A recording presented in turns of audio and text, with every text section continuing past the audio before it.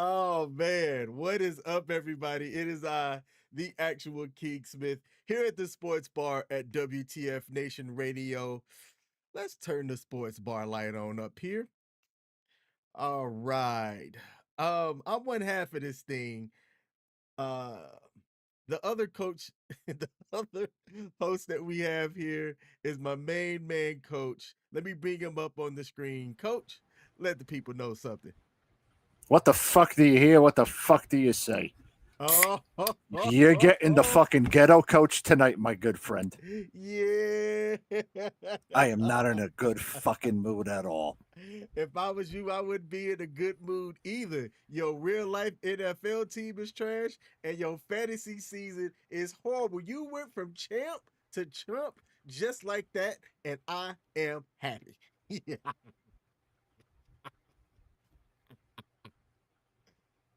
You know something though? It's okay. It's okay, coach, because we've been doing this for a while now. This is our Yeah, third I football deserve season. this. As And much as I deserve this, you're gonna get it. around this time, around this time, there's typically a catalyst. And I don't know if you're going to give it to the people today, but if the people have never heard of coaches rants, I don't know. I don't know. Maybe I can pick on you long enough that we might get one today. You give us one during the football season. It's put on by the Jets. I don't know if we're going to get one today. We'll see. Oh man. Don't push my damn buttons. Not today. Not today. This is already started off as a show to last minute types of things and bringing up stuff from histories. Yes, sir. I'm not in a good mood. I'm definitely not in a good mood. I'm not in a good mood because the Yankees are also in freaking the postseason, and again they're doing what they always do with Aaron Boone, and losing stupidity because of his stupid moves. Mm-hmm. Oh God. All right. And by the way, I have an update from last week.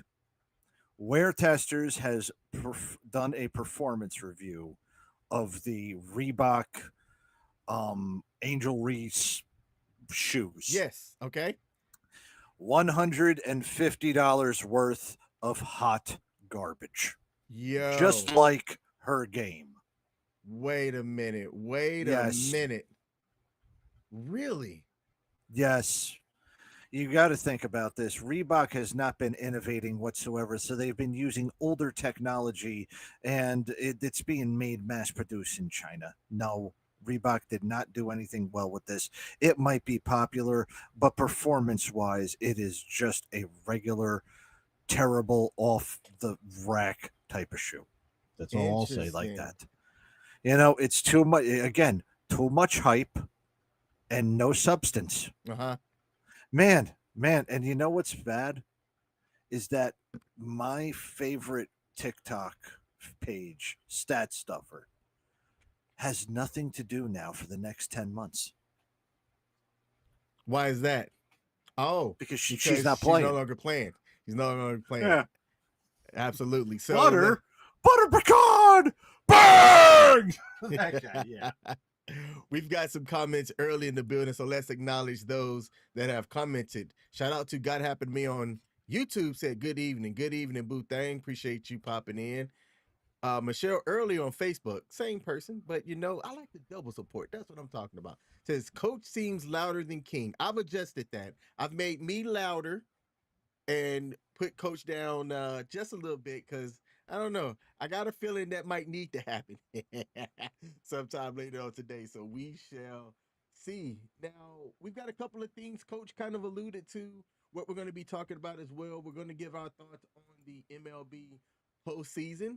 The WNBA has reached the finals, and the final two teams are locked in. We're going to give our thoughts on that as well. The Ryder Cup happened, and there was some controversy that came out of that. I mean, if we're supposed to be trying to make America great again, golf didn't allow that to happen, as there was something that occurred for the first time since 2012, and we're going to get into that when we talk about the Ryder Cup. We're going to give our fantasy football listener league update, and we're just going to chat here for a bit. So thanks for tuning in. Stick around here for some sports talk here at the Sports Bar at WTF Nation Radio. And then once we're done, we're going to kick it over to Radar for the Why? Smoke Pit. Yes. Forget Radar. You never said that we were going to go over the fantasy football stuff. Oh, No, you never said that. Don't you hide. Don't you hide. We always go over the fantasy football stuff. It's the only thing we cover. We always don't know. You're not going to avoid this. As a matter of fact, let's just kick that off right now. Oh. Yes. All right. So let's bring this up on the screen here. Bam. Nope, that ain't it. Oh, you're not going to get out of this. Bam, there it is. All right. So if you take a look at the league standings, let's just start at the bottom. There's two teams that have not won a single game this year. And there's T's impressive team, which is more like T's trashes team.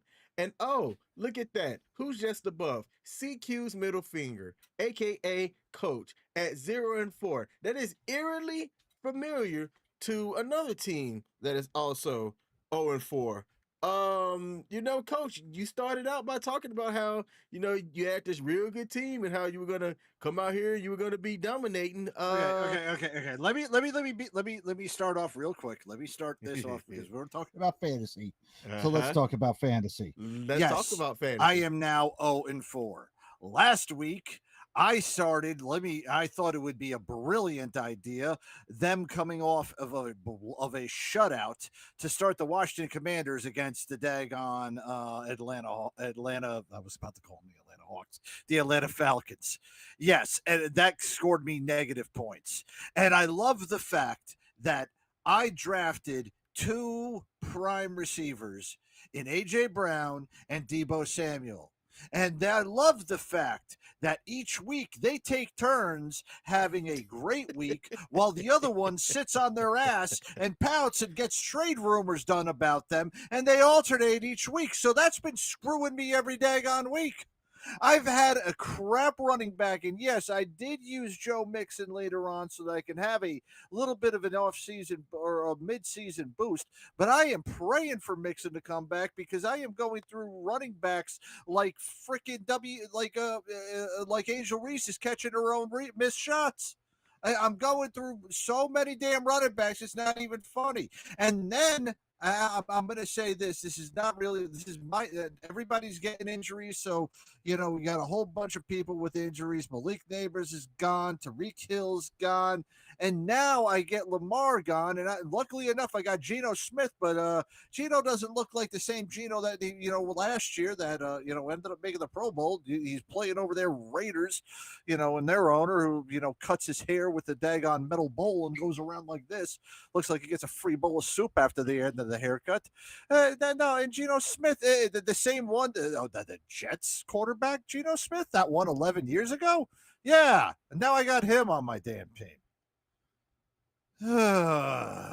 All right, go on to everybody else because I'm going to end up beating this guy this week, whoever is on there. I think I got Radar again. I don't know who I've got this week, but whoever it is, I'm winning. I am getting out of the basement. I will be 1-5 next week. We also need to talk about this. Hold on, because we're not going to let this We're 1-4 next week. You lost by 0.4 of a point. The score was 86.98 to 86.58. Talk about cracking up laughing. So if you take that pissed me off. Oh, did that? I was one of the highest scoring going into week 4. I'm 3-1. You've got Dream Machine, who is 1-3 currently right now. And when I take a look at the matchup at the projected starters of who y'all are likely going to play right now, it has Dream Machine projected to score more points than you. But man, your team is ravaged with injuries. It is. Yikes. Yep. Yep. Oh yeah. Completely. You know what? It's going to be hilarious. Right now, you've got the Giants defense going up against the Saints. You know what? And that's because either one of them are going to be terrible this week. And I have a feeling that the Giants defense is going to be a little bit less terrible on the than road. The New Orleans. Yes, because Jackson Dart has got a little bit of a plug up now with the Giants. Just got them their first win. And I'll tell you, if I think that the worst quarterback situation in the NFL, if you ever thought about it, it's over in New Orleans. Oh, and 100%. The Giants D is going to end up tearing a lot of things apart unless Kamara has a big daggone game. Yeah, the Giants D against New Orleans is going to be you're going to have like a 10-6 game. It's not going to be, it's going to be low score and it's going to be ugly. You know just what? like both of those teams. Let's see. Right Just like now, Monday night, ugly. hey, right now it's not the lowest point total. The lowest point total projected for week 5 looks to be the Vikings Browns at 36.5. Vegas See, has that's yeah, and they just went to that. And when I did my pick, that was right before the Browns just went to their next quarterback. yeah, that was some interesting news. I saw a video. I didn't have time to prep it Yes, where they were talking to Shador yeah, Sanders, and he just kind of gave like a mime non-vocal answer where his mouth was moving, but he didn't necessarily say nothing. You know, it's kind of like when you want to say I love you, but instead you mouth olive oil like this. yeah. So nobody knows Yep. what he said. There was a lot of speculation in the comments about what people thought that he said, but I found that pretty interesting. They've got the Giants, Saints. I think what he should be saying is XFL because that's the only chance that he's going to be playing. Oh Or what wow, do they call now? The UFL or the AFL or the USFL or the douchebag FL? What the hell is that called again? man. Let's stay on this real quick. Then why are a All lot of right. people championing Sanders to start? You have a lot of vocal sports guys, people that played the game, that are saying that the man deserves the chance to start and showcase. What are other people seeing that the Browns organizations are going, he's not ready yet?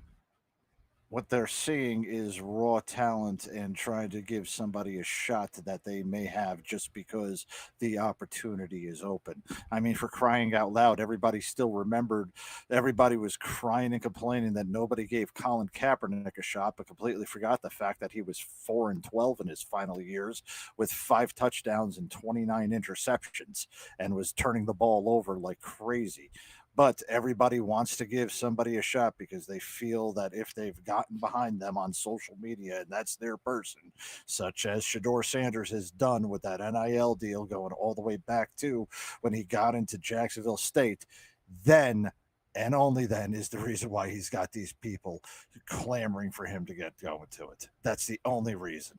Okay, there were NFL people saying that, yeah, we should give, what's his name, Colin Kaepernick another shot. If people are going to say it just to say it, people are going to say it because that's what they believe, just to try to do it. There were people who still thought Tebow was going to give the shot. Okay, so let's be as blunt and honest here. When people give opinions about what is happening with a quarterback, then you're going to have every single opinion on the face of the earth. Mike White should have been the Jets quarterback instead of Zach Wilson for many, many, many years. Okay, but he wasn't. Right now, Anybody ESPN has got an opinion on it. Right now, ESPN has your chances of making the playoffs at 2%. I'm pretty sure if you go into week 5 and you lose week 5 as well, that would pretty much shut down your chances of making the playoffs. Just like we're in a shutdown right now in the government. Doo-doo. All right. I had to get that one off. Um, there was one more thing that I'd like to cover. Look, if seeing knees being bent in ways that it should not be grosses you out, don't look at the screen. If you didn't know, wide receiver, I must still call him a superstar. He's still a superstar, while he's also making 1,000 kids. Tyreek Hill had a gruesome injury this past Monday night, and we're going to play it. And then I'm going to show y'all the hospital picture that Tyreek Hill took afterwards. So here's the video. I'm gonna tell warning. This is graphic. Look away if you ain't ready for this. I'll tell you when to look back. Him back on the field. He waited a long time for this, much earned, and there should be more in the second half. Right now, I'm just gonna stop it right there because this is a short clip. Knees ain't supposed to be bent the way that his knees are bent right now. They're saying that torn ligaments, multiple torn ligaments, ACL's done. They likened it to an injury. Man, I just had the person's name. It's floating across his big head of mine, but I forget who it was. But liken it to a very similar injury, and that he's gonna need total knee reconstruction.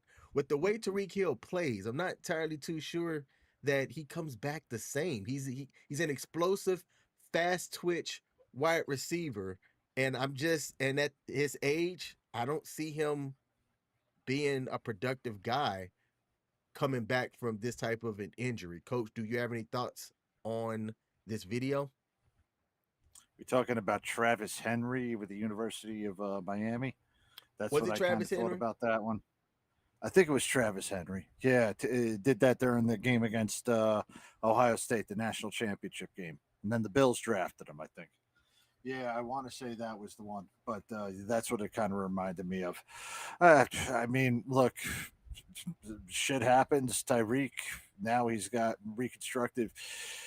It's going to be a surprise if Tua is going to be if Tua is going to be the quarterback, or if even if Mike McDaniel will be the coach by the time he gets back on as being Tyreek Hill. Yeah, next year might be coming back to a different team. He might be going to a different team coming off of this injury. So whatever it is, they got the win. You know what? And let's also be honest here too. There's been stupider things that have happened, but there's always been this thing with the lightning rods on the team that if something bad happens to the lightning rod, well, the team ends up getting better, because that distraction's not there. And I'm not saying that this team's not going to get better without Tyreek Hill because he's still one of the best, but there is something to be said that they might salvage the season and be above 500 and be below 500, 0-3 with Tyreek Hill. And then after his injury, they're 500 for the rest of the season. Hey, might happen. I know damn well it ain't going to happen to the Jets, but it might as well happen to Miami because, Mike McDaniel ain't going to have a job by the end of this year. Dear God, that guy looks like he's been snorting, taking bumps of cocaine right in the middle of, right at the middle of the half, and trying to get himself going. That dude is just, oof. I agree. It was Brandon Ayuk of the 49ers who. I remember that one. He sustained Yeah. a very similar injury last season. We're in a new season. He's not back. There's no timetable. I just don't see it. I don't see it happening. Now, those of y'all that I said to look away, you can look back because I've got it off the screen. I am going to also now show you the medical care team that took care of Tariq Hill while he was rehabbing, post knee incident. And bam, that's the hospital staff right there. All of the snow buddies that took care of Tariq while he was resting up post injury are all now pregnant and having his kid, and he is fathering 13 more babies.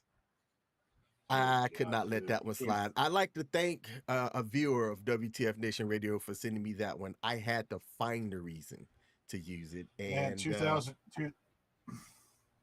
In 2040, we're going to be watching the Cromarties versus the Hills on 11 on 11. Damn. Let's see. We've got a couple of people in the building. Shout out to Pop Culture Warrior said that the GOAT is here. Look, I didn't say it, but I am going to acknowledge it. CQ is the only undefeated team. He got lucky. He got lucky. If the person he played against in week 4 would have properly set their lineup, he would have took an L in week 4. But then let's acknowledge him and the fact that he is undefeated, because in one of my other leagues, he's like you. He's 0. He is 0-4, and I am loving that. Absolutely loving it. Let's see. We got Richard Bronco in the building. Salute to you. Pop Culture Warrior said that OBJ wasn't the same after his injury, and I have to agree. He wasn't as explosive as Tariq Hill, but he still was like that route up guy, that run after the catch type guy, and OBJ just wasn't the same. He was a shell of himself. Only guy that I know that really ever came back from an ACL injury like that was Adrian Peterson. And that might have been the only guy that I ever did that I thought about. Came back and it was at the same level that he was after the injury. So, I mean, with an ACL injury, and especially with tearing all 4 of them, the first person I remember who ever tore all 4 of them was Rod Woodson. And Rod Woodson went from a Pro Bowl quarterback to a Pro Bowl safety within about a year and a half to 2 years after that surgery happened. So he might have that explosiveness, but it's just now taking him down. It's going to do something pretty bad. You know what? And if I'm right too, I want to say Jerry may have had something. But at that point, I don't know if Jerry Rice was, I'm not going to say Jerry Rice came back as great as he was, because I think at that point Terrell Owens was taking over as the primary receiver for San Francisco, and that's when he went over to the Raiders. So don't quote me on that, but I think Jerry Rice might have also had that done too. Copy all. Shout out to KT King is in the building. KT King is a Oh! guy that we interviewed last week. Y'all look, after this live stream is over, sometime between 9 this weekend, if you did not see our interview last week, we brought on former wrestler KT King, who was not directly involved with, but adjacent to the incident in which Rampage Jackson, that's Quentin Jackson's son, Raja Jackson, was involved in a wrestling event that went a little bit too far. We covered it about 7 weeks ago here at the sports bar. KT King was somebody that was in the same wrestling circuit that the incident happened in, and there was some fallout from it that hit KT King, and he came on and he gave his side of the incident from what he saw, and shared some of the fallout that's happened to him. So if you have not watched that, go check that out. He's also going to come on my platform, the actual King Smith, and talk about this a little bit more. So shout out to KT King for taking the time and coming on and giving us that interview. We here at WTF Nation Radio appreciate that. He said, "Go Chargers, go Chargers." Um, let's see. Hey, look, if they still have fans, it's that I'm just happy enough with that. Yep. Richard Bronco said, "Long A when you pronounce my name." Oh, like Branco. Okay. I think that I've been saying Bronco, which, you know what? Hey, I appreciate that. I'm gonna go on a side tangent real quick. My name used to be Aaron, Aaron. I always say that, and I say it specifically because to me, two A's make the long A vowel sound. And I changed my name. So legally, yes, my name is King Smith, but that was not my born name. It used to be Aaron Smith, long A on the Ron, Aaron. So I got you. I will recall that, Richard, and thank you for correcting me, my man. I always like to make sure that I say people's names right. Let's move over to college news real quick. Last week was a doozy. My Alabama team, they won. They won. It looked pretty interesting kind of early on when they traveled to play Georgia. The Penn State game, that game was a really highly anticipated one, that turned out to be a really good matchup as well. Bama hung on, traveling down to Georgia, and won by 3. Florida State, front and center. Florida State lost to unranked Virginia 38-46. And that made a lot of people go, WTF. There was a lot of money that was lost on that game as well. And I was happy because I almost cussed. Florida State. They were the reason why my Bama team didn't start so hot at the start of the season. So I was happy. That made me 100% happy. What else happened last week? Were there any other matchups that were pretty interesting? Auburn almost beat Texas A&M. That one was a 6-point game. That Tennessee game got pretty interesting in the fourth quarter. Oh man, and Vanderbilt. Vanderbilt, I don't know if they're pretenders, but they're currently 5-0 right now, 3-0 in SEC play. They put up 55 points against Utah State. They got Bama this week. And that's going to be a revenge game from 2024 in which they came and beat Alabama last season and had a lot of Bama fans with their mouth open like this. Yeah. King, I can tell you, man, Saturday, I did not watch a single college football game. You know what I did a whole day Saturday? What? Because there were a lot of great games. I know. I fished. I fished all day Saturday. You couldn't fish and have the game up on your phone? No. I was in an area where the phones would not work. That's the good areas where you have no phone service, period. Mm. The only thing you're using your phone for is to take pictures to upload later. It was awesome. I was on the stream and fishing all throughout from like noon to 7. And then when I got done, I didn't even give a crap about what game was on. So that's how I spent my Saturday. You know what, man? That's dope. Sorry, That's pal. Yeah. nah, man. That's dope. That's actually if you're talking to Mike Larson and Mike Larson, or I said the wrong name. I'm just gonna keep going. He Yeah. would say the same thing. You had LSU losing to Ole Miss 19-24. The service academies, while the Air Force ain't doing too good, Oh, yeah. My Army's son was undefeated. there. My Nice. son was there. My son was there because they played at East Carolina, and my son was there on Thursday. So that was a surprising victory. We and Navy is also undefeated. So the Air Force is 1-3, while Army and Navy are both starting great at 3. I'm sorry, 4-0. We've got some really good matchups coming into this week. Let me get my notes set up here. Coming into this week, the early Thursday game is Sam Houston versus New Mexico State. That's going to be a snooze fest played at Aggie Stadium in Las Cruces, New Mexico. I've been there. It's actually a pretty dope area. Vanderbilt's traveling. Yeah. Mm-hmm. Vanderbilt's coming back to Alabama. Revenge. That's all I'm going to say. If they lose that game, I may have to go in hiding. My cousin's not on Vandy anymore, so I got no skin in this game.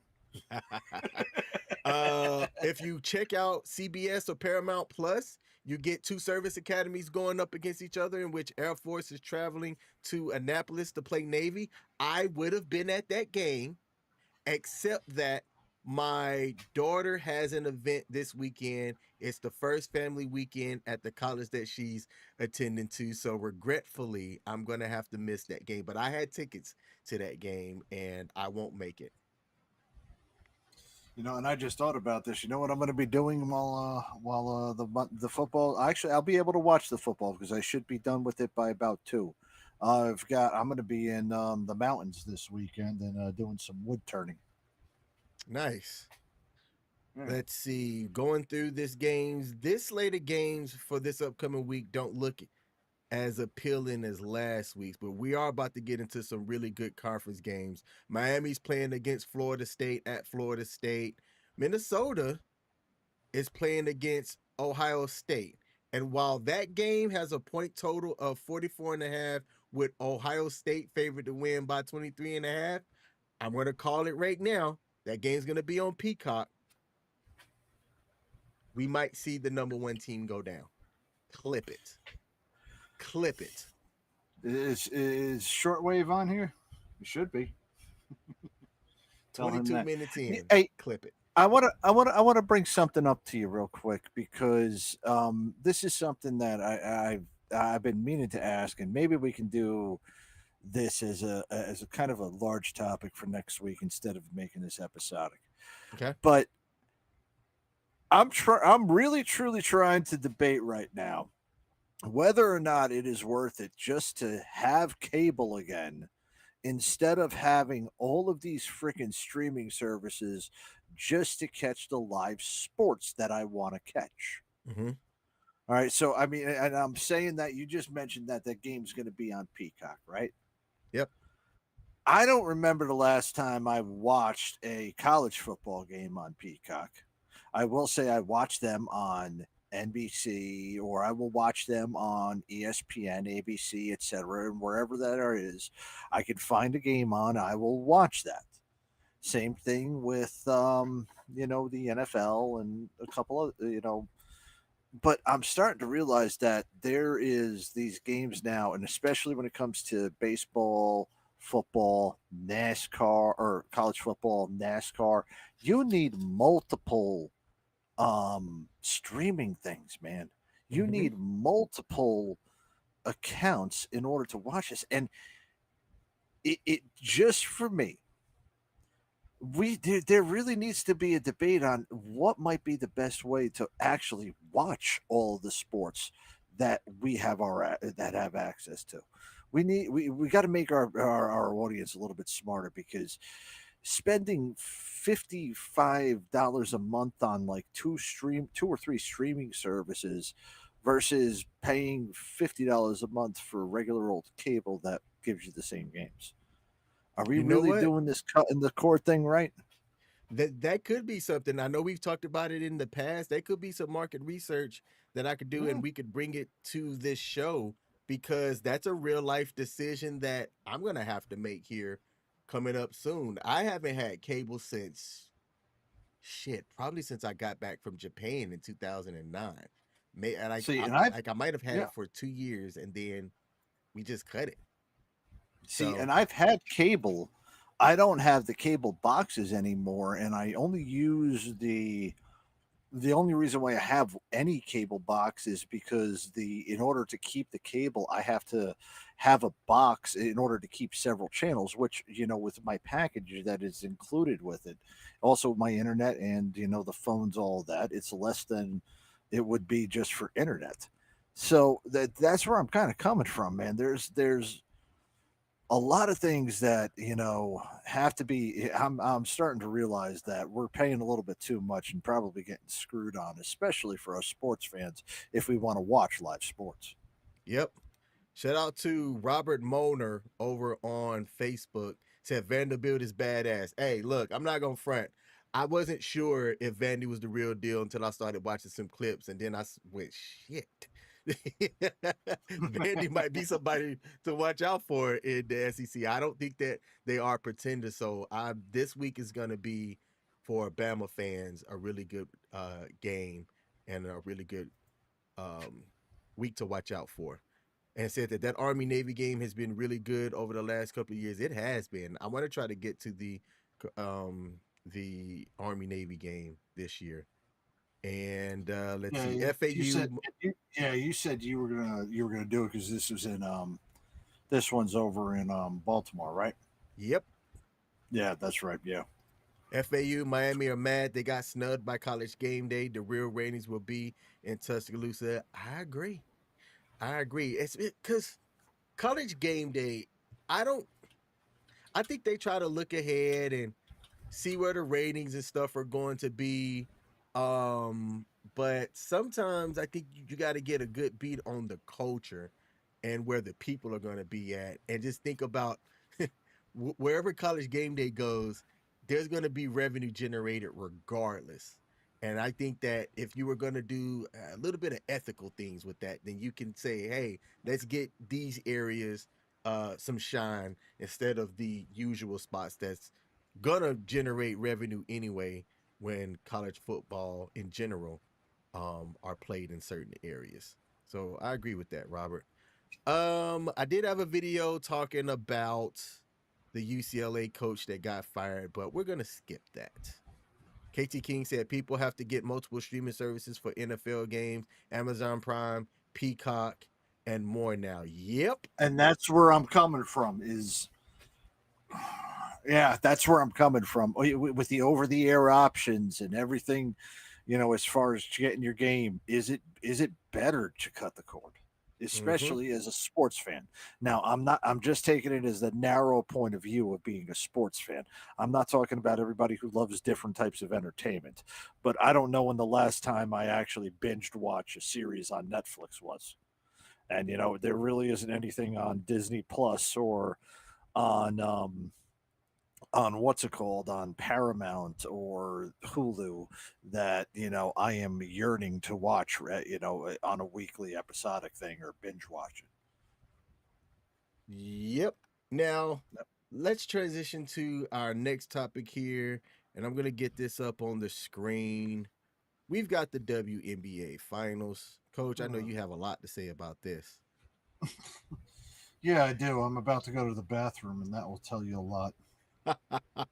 You know what? If you do, I've got this covered. Look, this right here is going to be the first time that the WNBA finals are played under a best of 7 format. All right. The series start October the 3rd. And if it goes to game 7, game 7 will be played on October the 17th. This is the number 2 seed in the Las Vegas Aces versus against the number 4 seed, the Phoenix Mercury. Interesting thing about the Phoenix Mercury is that they were the first team. There are a lot of firsts here that have beaten 2 of last year's finals team to get to the playoffs. Now, the Las Vegas Aces have been around since 2017, played at the MGM Arena there in Vegas, and they're no stranger to the finals. This is their third finals appearance in four seasons. They clinched the finals berth in a Game 5 overtime win over the Indiana Fever, 107-98. Miss Wilson, who's been on a tear, dropped 35 points, had 8 rebounds, 5 assists, 4 steals, and 4 blocks in that game. And Jackie Young scored 32 points with 10 dimes to also have another first. That was the first time in WNBA playoff history that each teammates have scored 30-plus points in the same game. Across from them are the Phoenix Mercury. They reached the finals by defeating the top-seeded Minnesota Lynx 3-1. Killed them in that series. They ended up rallying from a 13-point deficit in the fourth quarter in Game 4 to win 86-81 and close out the series. Alyssa Thomas had 23 points and 10 assists to lead the team. And this is the first time that the Mercury have made the finals since 2021, and it is their 6th final appearance in franchise history. Their championships all came with the Hall of Famer, Diana, I always say her last name wrong, Taurasi? Diana Taurasi. Yep, Taurasi. And they won in 2007, 2009, and 2014. Vegas has the odds at, let me see. They didn't have this up, so let me look this up real quick.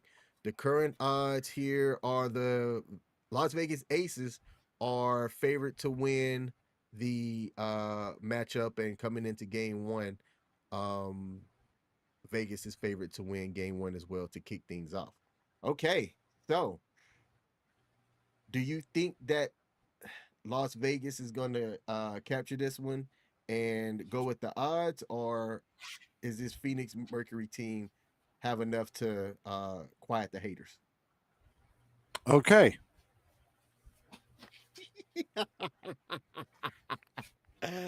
I'll give my take on this. I think that Aja Wilson's going to get out there, dominate, and prove why she's a force in this league. People want to go Angel Reese, Caitlin Clark. I get it. They're the youth in the league. But Aja Wilson's now, guess you would call her a vet in the game now. So don't count out the Las Vegas Aces. And I think that number 22 is going to showcase why she is who she is. Moving on. Okay, yeah. The MLB are in the playoffs, and the matchups are set. Coming into the wild card series, you've got Detroit against the Cleveland Guardians, the Red Sox Yankees, which are the series that a lot of people are talking about, the Reds versus the Dodgers, and the Padres versus the Cubs. The Brewers took the number 1 in the NL, and the Blue Jays took the number 1 in the AL. Philly and the Seattle Mariners round out the other 2 teams.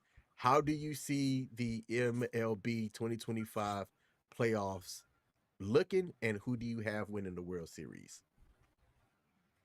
I'll go over the National League right now because I think the National League might be the league that the side that has the most variance out of them. I think, all right, first off, Reds, great run. I'm glad you guys got into the playoffs, but too bad. You're going to be gone next round. I think LA still has some question marks regarding whether it's not a bad, because they had a not as great of a season as they had last year. But I'm coming in with the but. LA was built for the postseason. And LA has the superstars to win in a short series as well as to win in a long series. So I do see the Milwaukee getting into the NLCS or the NL League Championship Series, but I do believe the Dodgers are going to end up, being the representative out of the National League. The Brewers do have a great chance doing it this year, and it would be a great story if they did. But the Dodgers, for me, that's probably where I'm going to go. As far as the American League, and I am going to address the Yankees last because right now they should be top of the ninth with the score tied 3-3. And last night, we'll get into that in a moment. But Seattle's very interesting. Seattle has had its best year since 2001. Okay, Cal Raleigh, 60 home runs as a switch hitting catcher. One of only 5 people to actually, 1, 2, 3, 4, 5 is the 5th person to ever hit 6th person to ever hit 60 home runs in a season. So happy that he's, come up with that one. Actually, 7th person. No, it is 6th person to do that. Yes, 6th person to hit 6. No, 7th person to hit 60 home runs in a season. And I kind of like the way that Seattle is going. They didn't have that much competition out in the West this year, but I do believe that there's going to be a strong case that Seattle might make it this year. And I right now am saying this as far as, the rest of the American League goes. Regardless of whoever's in the Central, they're not going to win against anybody from the AL East. That's plain and simple. Neither is anybody who else in the wild card. Because as I'm looking at it right now, the Blue Jays with the top seed, they've also got a winning record against the Yankees as well as the Red Sox, whichever team is going from there. And I really do think that they will be in the ALCS. But I also do believe that, the Seattle's going to end up being the ALCS. So those two will be in the air. And for me to say that the Yankees are not going to the ALCS, well, that's after I just saw Game 1. And now with the Yankees finally up 4-3, I got to figure out something. Maybe there's a bit of redemption. But no, I need to address this now as this is happening because if I'm not going to get my hopes up on this, but I am going to say this again. Aaron Boone is making a head decision like he did yesterday and pulling out Max Fried at 6 1/3 innings just because he has a pitch count and you want to save his arm for the remainder of the offs. God damn it, you're in the freaking postseason. You pulled this crap with Garrett Cole in 2020 and it cost you the daggone series against Tampa Bay. You pussyfoot around too many times with your damn bullpen and you're so incompetent he's so incompetent with this bullpen. He overuses the people, screws them up, keeps people in way too long, and has never used it. Last year, you could have had the game winner. You could have solved the whole game. No, let's get Nestor Cortez up there to pitch to Freddie fucking Freeman. What's Freddie fucking Freeman gonna fucking do? He's gonna fucking launch the fucking ball over into the right fucking field fucking stands, and you lose the game fucking 1 and never get the momentum back, you dumb fuck. Fuck you, Aaron Boone. Do you think that the Dodgers are going to sweep tonight? This time, being that I don't think it's they're going to sweep. being that it's a best of 3, so if they win tonight, they advance. Being that it's a best of 3. I know. Yeah, sorry, Cincy, you're gone. Yeah. All right. And San Diego and Chicago were the two that I was thinking of. But yeah, I am not too fucking happy right now. Even with Boston leading this series 1-0, if the Yankees make it to next week, I am going to say this. I still don't feel confident in their next 2 series. I am not going to feel confident until there is like a 12-run lead in Game 7 of the World Series with the Yankees freaking at home, okay? Unless there's like a 12-run lead in the 9th inning. Because Aaron Boone has proven for the past 9 years that he has no idea how to manage the game in tight situations, and his stupid moves, his stupid freaking lineup changes. You bench Jazz Chisholm because somebody else has a better statistic on there? You fucking douche nugget. No. Fuck. Get me fucking pissed off. I mean, fuck, man. I only have certain fucking things that make me happy, and the fucking Yankees are one of them, and you fucking piss me the hell off every fucking year, Aaron Boone. You do this to me. Stop pissing me off. Damn it. I'm going to fucking snap if I don't. I'm going to calm down. All right. Right now, it is the bottom of the 8th, 2 outs. The Yankees have 3 on right now with Chisholm at bat, 2 strikes, 2 balls, 2 outs. Okay, so we just got the 3rd ball now. Strike 3. Oh, I'm behind then. The last that I see was a ball. Oh, no. That was a ball, yeah. Okay, I'm on the wrong count. Okay, I saw 3, and I'm thinking that it was just strike 3. Nope, he's sitting at 3 balls and 2 strikes. So let's see if Boston is able to close out this inning here. Man, this is gonna be. Ooh, let's stay right here for a second because I am curious. All right. Now that's second, no problem. Ground out. Yep. All right. So that's the end of the 8th. All right, look, they're up right now. Okay. Do I feel confident that Aaron Boone's going to make the correct pitching decision and have somebody close it out in the top of the 9th? I am 50-50 right now. That's all I'm going to say is that I am 50-50 right now. Let's see. Now at bat, you've got Eaton, who is currently 1-2 at bat. Let's see who's pitching.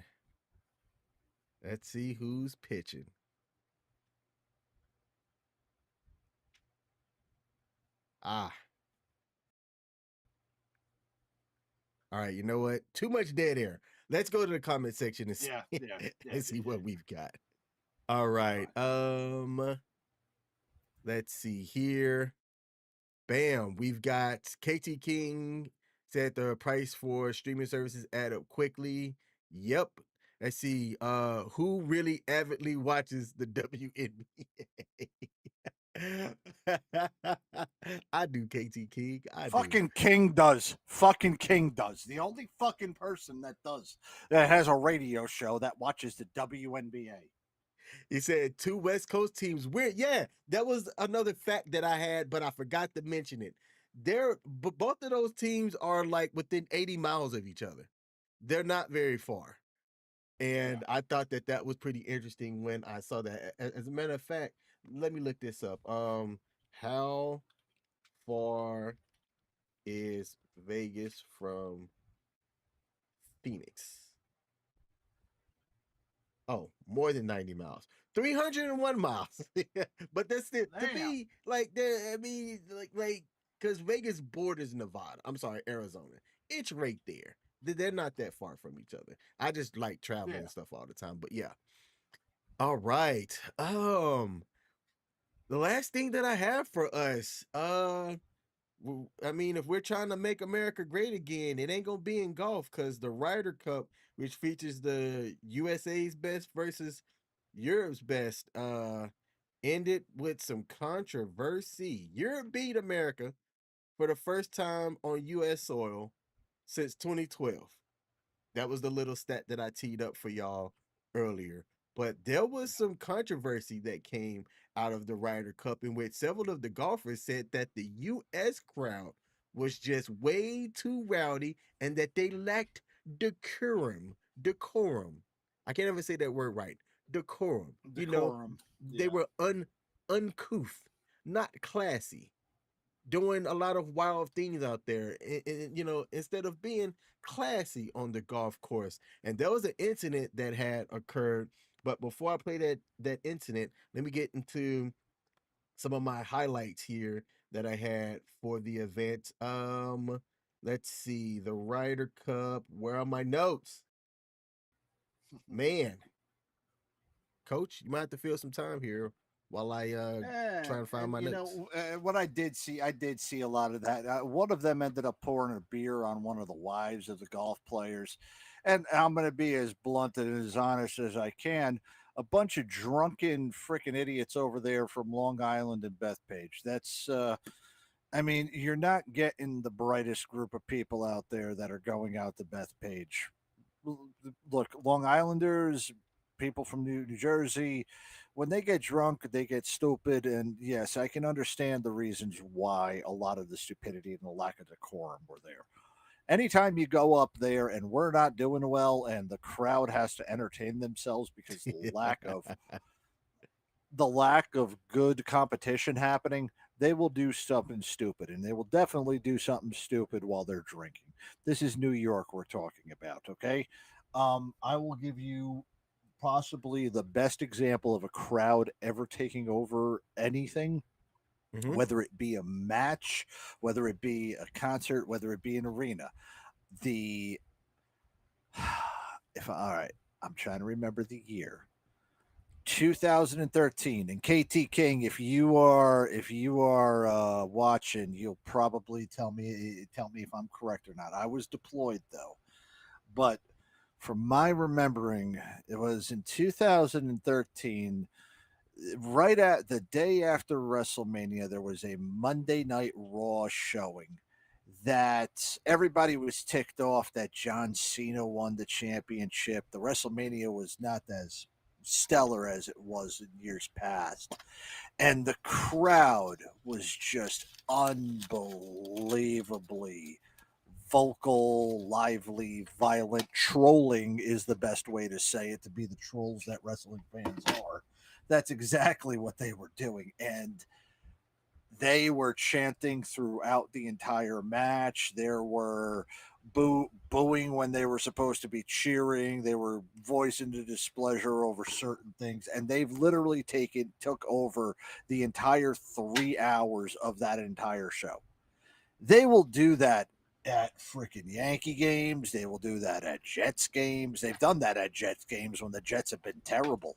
Okay, let's be as blunt as we can be. I have been to the games from when they started all the way up until the end. They booed. Okay, I have been at games where people have, where it feels like the Jets have farted on you at the end of it, and it has happened time and time again. But yes, that's how the people up there in New York will take over a crowd like that. They have done it before. They will do it again. And yes, they are some scummy, disgusting people with a lack of decorum for what's happening. Well, guess what? You're also in their backyard. And they're some of those people that, hey, you come to my country, you frog eating, surrender monkey. I'm gonna fucking tell you what the fuck to do. That's how they are. Yes. They don't speak with the Southern accent. They speak with my fucking accent. Yeah. So I did find my notes here, and I'm going to go over them before I showcase one of the videos, right? So Europe defeated the U.S. 15-13 to capture the cup. Like I said, it was the first time that Europe has won on U.S. soil since 2012. Europe jumped out early, and while the U.S. tried to mount a late rally in the singles games, they just couldn't quite close the gap. Now, some notable things that happened. The event's MC, Heather McMahon, came under fire after she participated in a vulgar F you, Rory, that had been directed at McElroy by the crowd. She later resigned from her role, and that was one of the central reasons to it. Rory McIlroy caught flack as he's one of Europe's marquee players. He was frequently targeted by taunts, shouted obscenities, and heckling mid-play. He was one of the biggest people that later came out and said that there was an unacceptable, abusive behavior from fans. And I have a clip in which his wife, Erica, got hit by a beer can that was thrown from the crowd. I think when you look at it, it was directed at Roy, and she was just a casualty of war. So let's take a look at that clip here, and y'all tell me what you think.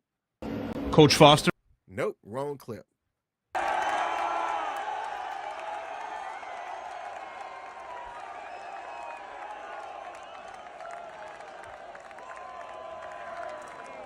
Bam! Here it is in slow motion. Boom! why you got to hit the lady in the hat? All she was doing was walking. Now, Rory turned around and he was ready to fight somebody. And I think people stopped. If you took a look at the crowd, people in the crowd were kind of looking like, nobody turned around. I find it fascinating, though, that the crowd stuck up for themselves. So here it is again. I'm going to mute it this time and just going to watch it. He's down here. He's pumped. He's hyped, right? He ended up slapping somebody's hand, and then bam, beer can. Coach, what's up? Like, I'm going to get political. As a matter of fact, fuck it. Let's do it. I'm going to get political. I'm doing it. Whatever. Cancel me. I think that some of the attitudes that we're seeing by our country's nationals is a direct reflection of the leadership that is leading our country at the moment. I see a lack of decorum at the top level, and that has permeated downstream to others that believe that they could just do whatever, say whatever, and not have to deal with consequences. And I think that what we saw at that Ryder Cup, because there's that, I looked it up. There's been prior rowdiness, but not to that level. Not to that level. And I think that the reason why people think that it's acceptable to do this is because they see the leader of the free world doing it. I'm going to stick to that. Do you have an opinion on that, Coach? Yeah, I do. And while I don't disagree with you, okay, you hear that again. I don't disagree with you. I think it has a lot more to do now with retaliation. Okay? And I'm going to say this as retaliation. We can go, I can go back from years upon years, maybe over 2 decades, okay, where one side was ostracized and told, regardless of whatever they'd said, whatever they did, they were racist, xenophobic, homophobic, bad people, threats to democracy, un-Americans, etc. Shut up and deal with it because you are this, you are that, you are this, regardless of whatever you believe, because you are on one side of the political agenda. Okay? Mm-hmm. And now that that side has turned, I believe right now that they are giving the tit for the tat. Is that now they're open and they're saying, oh no, motherfuckers, you kept saying that we can't do this. Now we are doing this. What are you going to do about it? Okay. We have been in a tit for tat politically now going on. It has been this way since 2004, since I that I can say that. I would want to say maybe even 2000, but this has been a phenomenon in our democracy since the dawning of our professional politicians. The ones that, everybody gets this political science degree and then all of a sudden it starts as a staffer and works its way up and now has been a cog in this hill. We've specialized the government work. We've, made it an entire field of education. And we now have the fruits of all those growing. And we're also at the point right now of our end of life of the oldest, by far, oh God, let me see. The generation that is currently holding the leadership right now within both chambers of the Senate, the judiciary, as well as the executive branch, come from the generation that was that had the greatest economic growth out of any generation in human history, had the greatest growth in technology from the time that they were born and had the greatest settings from the time that they were born all the way up until now. And they are holding on to the death of all the power that they have accumulated in their life because they know that they cannot take it past there. That's why we're running into a lot of this shit right now, is because a lot of these old fucks that believe in the way that they do are not giving up the fucking power that they've had. And everybody's now on a tit for tat because they want to end their life up there winning, because famous term from those baby boomer cocksuckers, he who dies with the most toys wins. Well, let me be as blunt as I can. There's no reason why people like Chuck Schumer, Donald Trump, or frickin' Nancy Pelosi and their old asses should be anywhere near our branches of government. But these are the shit stains that the mass group of people have had to decide for us to do, because very few of the people in our generation will stand up to them and tell them, no, your time is done. Okay? They force themselves to be the selfish generation, and they are doing this to pull everything out. The only way to keep this decorum going around, and I hate to say this, is for a national tragedy in order for them to actually be able to to get together and do this. We literally had a fucking guy shot for debating things open in public. And then a bunch of cocksuckers with freaking accounts on the internet are now applauding somebody's death and saying that that guy deserved it. And we have to have this, that, and the other.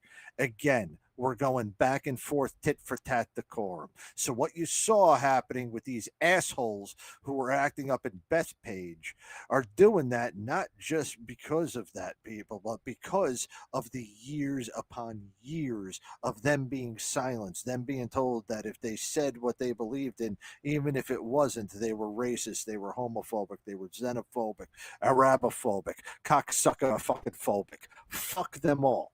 Let me also say this too, to both sides of the aisle. If you care more about whether somebody's a Democrat or Republican more than them being an American, you're the fucking problem. You're the fucking problem with this goddamn fucking world. You're the problem with this country. And you're also probably the fucking problem behind fucking Pete Hegseth, okay? And fuck you too, Pussy Pete. That's another motherfucker. I'm going to, you know what? Fuck that. You're going to check, tune in tomorrow for something about Pussy Pete, okay? All right. Yeah. Oh, okay. And you keep telling me that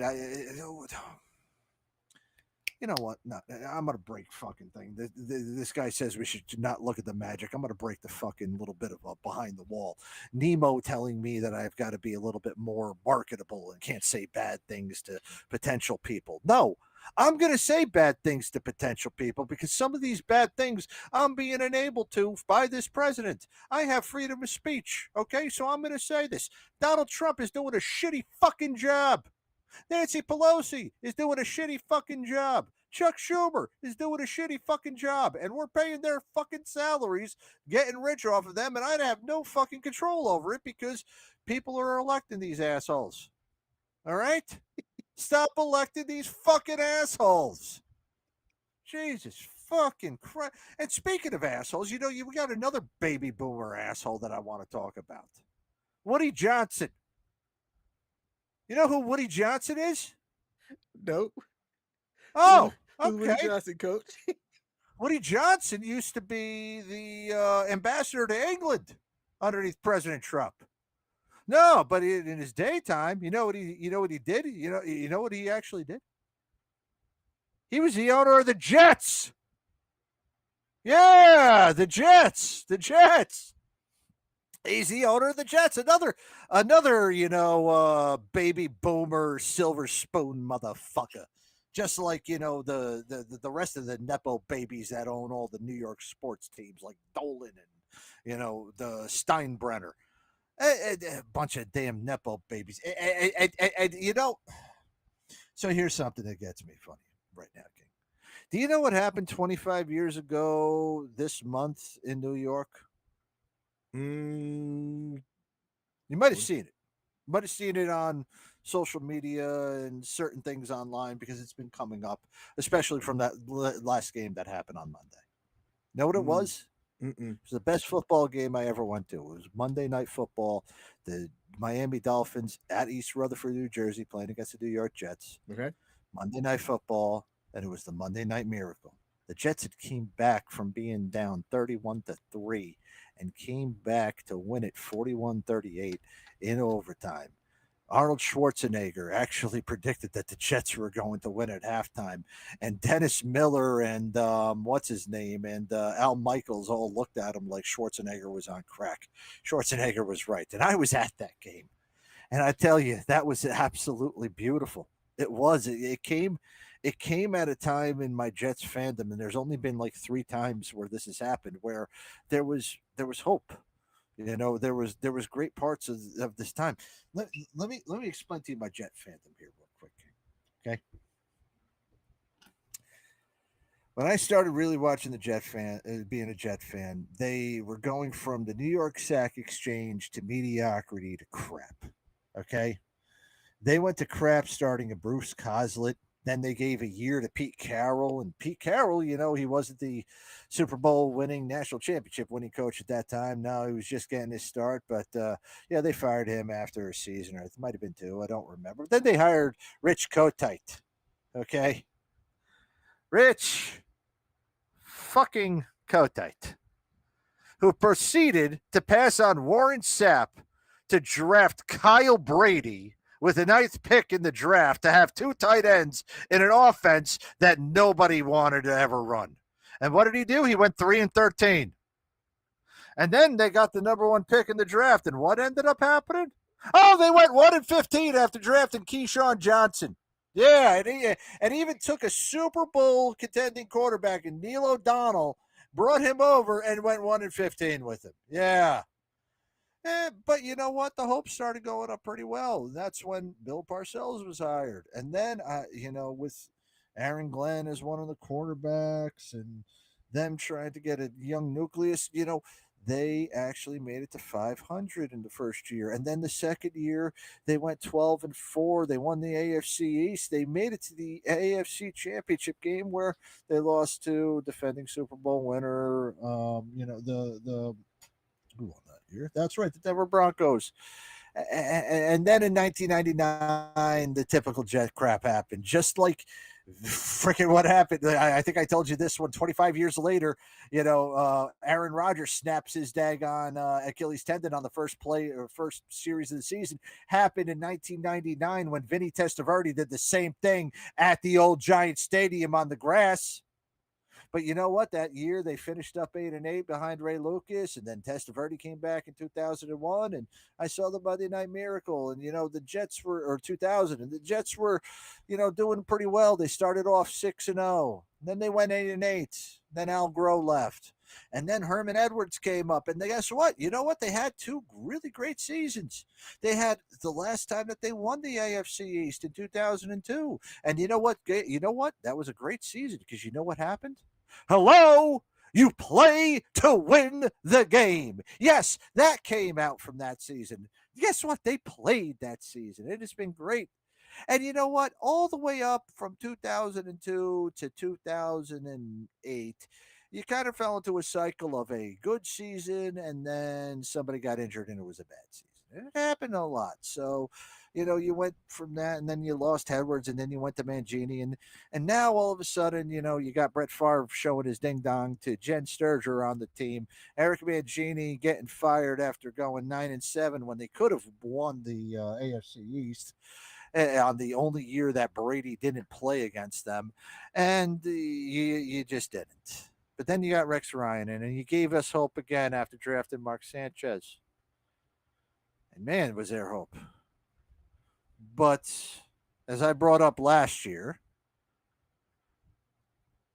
hope died on a December night or a November night in 2011 when the Jets beat the Kansas City Chiefs in a blowout.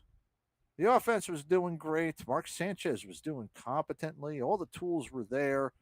And then Kansas City fired their head coach, hired Romeo Crennel, and then, allowed Cornell State on the season. I think we've gone on to this where that after that loss, the entire franchise turned itself around and became the Super Bowl winning quarterback, show. And I also brought up something in 2001 that I completely glossed over. It's, again, another thing that kills me is that Mo Lewis, one of the best linebackers in Jets history, just on a out of bounds play, just gives a hard hit to Drew Bledsoe and busts his spleen. And the backup quarterback, Tom fucking Brady, has to come in. And he just decides, oh, yeah, I might lose his first game to the Jets after coming in for Drew Bledsoe, but I'll just go 10-1 for the rest of it, and then I'll go on a Super Bowl run and win my team the Super Bowl. Yeah, before the Jets ever could. So, maybe since that time, that's probably the reason why the Jets have just been terrible. Look, we've been waiting for Kansas City to get bad. And Kansas City has looked bad this season, and then there was some hope that, again, the Jets might do something with a new head coach, a little bit of more discipline, this year. And then September rolls around. And just like my fantasy team, they're 0-4. Now think about this for a second, too. All right? Kansas City goes on this phenomenal run after that loss to the Jets. Intertwined with that is the Patriots' phenomenal run. That, again, is intertwined with the Jets. Probably more than anybody out of any of those teams. It's intertwined with the Jets. The Denver Broncos intertwined with the Jets as well, for their two. Several dynasties right now just intertwined, and each part of it goes here with the Jets losing these. These teams go on a magical run, and I just have to sit back watching this. And even the freaking Giants, they've won 2 Super Bowls, and since the Yankees won the daggone, they won before the Yankees have won a World Series, which is phenomenally unbelievable. But then they're terrible too. But now they've got a competent quarterback that they're looking forward to. Hopefully, another one that they don't screw up again like they did with Danny Dimes. But even Danny Dimes is a better quarterback than every single quarterback that the Jets had since 2014. I mean, and at that point, I got CQ looking at me and wondering about this, and I'm looking at, Justin Fields is right now throwing off. He can't hold on to the ball. They don't know what they're doing with Bryce Hall again. You've signed all of these great players to long-term contracts, and then they're as undisciplined as they have been for the past 2 years under Saleh, and then the 2 years before that underneath Adam Gase. I mean, why waste my time? I mean, every freaking year, it's become the same old Jets. That's what it means. It's the same old Jets. Every year, I get juiced up for this team, and they pull the same crap over and over again. I mean, for the love of God, can they just win one? Just one time. That's all I'm asking for. One lousy damn time. Can they actually pull this off and win this? All right, I'm not asking for a daggone dynasty. I'm not asking for anything else. Just one. Oh, no. Every year I do this, and I'm getting tired of it. I'm 5 years old. Just win one. One. Stop. I'll stop it. But every year you do this to me. Aaron Glenn, you don't understand what it means by the same old Jets. Well, you're 0-4. Just like Adam damn Gase. Just like Robert Saleh was. And just like the idiots before him, whoever the hell they were. They're terrible. Your team has been penalized before the snap more than anybody over the last 3 years. And how many pass interference calls I've seen Sauce Gardner, the quote-unquote best defensive back in the league, have? You've got a dynamic wide receiver, Garrett Wilson, and he's got offensive pass interference. Oh, I mean, I don't care. Win one. I'll give this all up, man.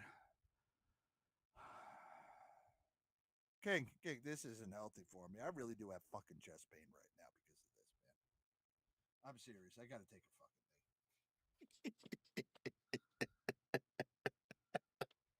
day. All right. Well, this has been another episode of the Sports Bar here at WTF Nation Radio. We went off script like a mother tonight, but that is all right. Tune in next Wednesday as we'll be back live next Wednesday to see if A, the Jets have a win, and B, if Coach's fantasy football team has a win. If you hadn't been tracking in our fantasy listener league, which was free to join, the winner is going to win a $50 Amazon gift card and a pair of Jordan 1s in their size, mailed directly to them by us. All right. So tune in about an hour and a half for the Smoke Pit, hosted by my main man, Radar. Coach. Oh man, Coach. I think somebody need to help out Coach here, as Coach has pretty much said all he needed to say. I don't think David Cunningham is on to give us our closing words, so I'm gonna try to inspire my best David Cunningham here. Y'all look, um, sports is a sports is an entity in itself that can unite more than it can divide. I talked a little bit earlier about nationalism because that's what the Ryder Cup is, right? It's Europe's best versus USA's best. But that's no excuse to not have any decorum out there and a lack of respect for the people that are out there providing sports entertainment. I'll say it like this: nationalism can be a two-edged sword, yet at the same time, it's okay to have pride in what you represent, but that should not be an excuse to crap or poop on other entities and other people just because of where they're born. All right. Cheer on your team, cheer on your nation, be proud of, who you are, but don't be an asshole. Don't be that guy that shows up and you decide to hate on somebody just because of the jersey that they're wearing. Sports isn't about that. All right. That's my take on it. Coach, do you have anything to close us out? Fuck the Jets. All right. Pop Culture Warrior said, preach and don't yuck my yum. You know what? Let me look real quick. Before we close out, I gotta see who Pop Culture Warrior is. I hope he's playing me. Because if he's playing me, he's not gonna come out with a win. The Cincinnati Reds, early in the first frame, scored 2 runs, and they're leading the Los Angeles Dodgers 2-0. I'm gonna call a conspiracy. All right. Well, hey, look, now the Yankees are tied at 1. So. Yep. I put that earlier in the chat when you had had your rant. I gotta see who's Pop Culture. All right, he's not playing me. Damn it. Pop Culture Warrior is playing Hurt So Good. Okay. That's a good matchup. I like it. You're going down, Pop Culture Warrior. You are going down. Red Knight's going down. I'm King. That's Coach. We'll see what version of Coach we get next Wednesday. This has been the Sports Bar here at WTF Nation Radio. If you hadn't hit that like button, make sure you mash that like button. We did cross the threshold over 100 live concurrent viewers, and that's due to y'all. So thank y'all for tuning in. We're out. Peace. One time!